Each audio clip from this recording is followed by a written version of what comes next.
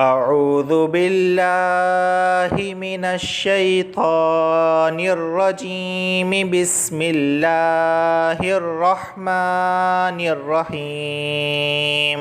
آج ہم سورہ بقرہ کی آیت نمبر 121 کو پڑھیں گے۔ بسم اللہ الرحمن الرحیم۔ الذین آتیناہم الکتاب یتلونہ حق تلاوتہ اولئک یؤمنون بہ ومن یکفر بہ فاولئک هم الخاسرون۔ الذین، یا ساکن سے پہلے زیر آیا ہے، اس وجہ سے میں اسے کھینچ رہا ہوں۔ آتیناہم الکتاب،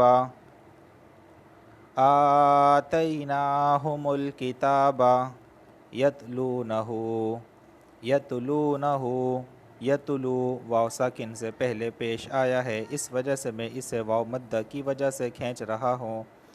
یتلونہ حق تلاوتہ، حق تلاوتہ، اولئک، اولئک یؤمنون بہ، یؤمنون بہ واو ساکن سے پہلے پیش آیا ہے، اس وجہ سے نون کو کھینچ رہا ہوں۔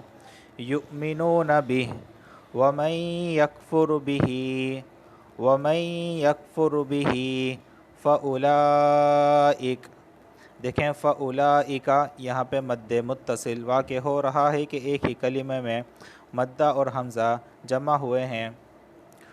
فاولئک هم الخاسرون، هم الخاسرون۔ الذین آتیناہم الکتاب یتلونہ حق تلاوتہ اولئک یؤمنون بہ ومن یکفر بہ فاولئک هم الخاسرون۔ یہ مد متصل ہے، یہ بھی مد متصل ہے، دونوں مد متصل کو کم سے کم 4 الف کے برابر لازمی کھینچنا ہے، ادھر لازمی 4 الف کے برابر کھینچنا ہوتا ہے۔ اس کا لفظی ترجمہ کر لیتے ہیں۔ الذین کا ترجمہ ہے جنہیں، آتیناہم ہم نے دی، الکتاب کتاب، یتلونہ اس کی تلاوت کرتے ہیں، حق کا ترجمہ ہے حق، تلاوتی اس کی تلاوت، اولئک وہی لوگ، یؤمنون ایمان رکھتے ہیں، بہ اس پر، ومن اور جو، یکفر بہ انکار کرے اس کا یعنی اس کتاب کا، فاولئک وہی، هم الخاسرون وہ خسارہ پانے والے ہیں۔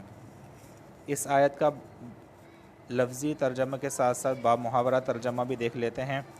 وہ لوگ جن کو دی ہم نے کتاب، یعنی وہ لوگ جن کو ہم نے کتاب دی وہ اس کو پڑھتے ہیں، جو حق ہے اس کے پڑھنے کا، وہی اس پر یقین لاتے ہیں، اور جو کوئی منکر ہوگا یعنی انکار کرے گا اس سے تو وہی لوگ، اس سے یعنی کہ اور جو کوئی منکر ہوگا اس سے یعنی کتاب کا جو منکر ہوگا تو وہی لوگ نقصان پانے والے ہیں۔ اس آیت کریمہ کی مختصر تفسیر یہی بیان کی گئی ہے کہ یہودیوں میں سے کچھ لوگ ایسے تھے، کچھ لوگ تھوڑے بہت لوگ ایسے تھے جو اپنی کتاب کو پڑھتے تھے، سمجھ کر پڑھتے تھے، وہ قرآن پر ایمان لے آئے کیونکہ انہیں اپنی کتاب پڑھ کر اور قرآن پڑھ کر یہ یقین ہو گیا کہ یہ جو کتاب ہے واقعی آسمانی کتاب ہے، اللہ کا کلام ہے۔ اچھا وہ کچھ لوگ کون تھے؟ تو ان کی یہاں پر نام بھی دیا ہوا ہے، حضرت عبداللہ بن سلام اور ان کے ساتھی۔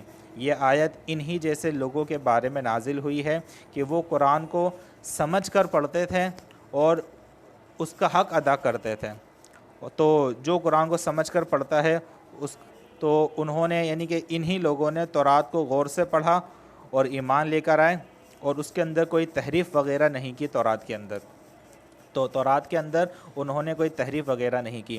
ایک تو تفسیر اس کی یہی ہے جو میں نے آپ کو بیان کر دی۔ دوسری تفسیر اس کی یہ بیان کی جاتی ہے کہ قرآن کے پڑھنے کا جو حق ہے یعنی کہ قواعد کے ساتھ، تجوید کے ساتھ قرآن کو پڑھا جائے، مخرج کا خیال رکھا جائے۔ 29 حروف ہیں، حروف تہجی کے، تو ان کے بھی ایک کچھ مخارج ہیں، تو انہی مخرج کو مد نظر رکھتے ہوئے قرآن کی تلاوت کی جائے۔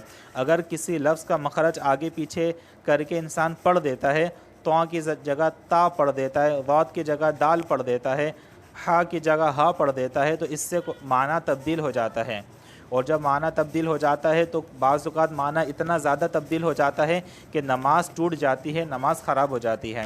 تو اس لیے یہ ہے کہ یہ آیتیں ان کے بارے میں اتری ہیں جو قرآن کی تلاوت کرتے ہیں اس کا حق ادا کرتے ہوئے۔ اور بعض لوگ یہ فرماتے ہیں کہ جب قرآن کے اندر جنت کا ذکر ہوتا ہے تو وہ جنت کی نعمتوں کا سوال کرتے ہیں، اور جب دوزخ کی آگ کا عذاب کا ذکر ہوتا ہے تو اس سے پناہ مانگتے ہیں۔ اسی طرح بعض لوگوں نے اس کی تفسیر یہ بیان کی گئی ہے کہ قرآن کے اندر متشابہات جو آیات ہیں اور محکمات جو آیت ہیں ان پر بھی ایمان لے کر آتے ہیں، تو جو لوگ ان پر ایمان لے کر آتے ہیں اس کو حق اور سچ سمجھتے ہیں، اور جو کہتے ہیں کہ واقعی یہ اللہ کا کلام ہے اور اس کی مراد اللہ تعالیٰ کو ہی معلوم ہے، تو وہی لوگ اس سے مراد ہیں۔ اور جو انکار کرتا ہے قرآن کا اور قرآن کو اللہ کی کتاب نہیں مانتا تو یہی لوگ خسارے والے ہیں۔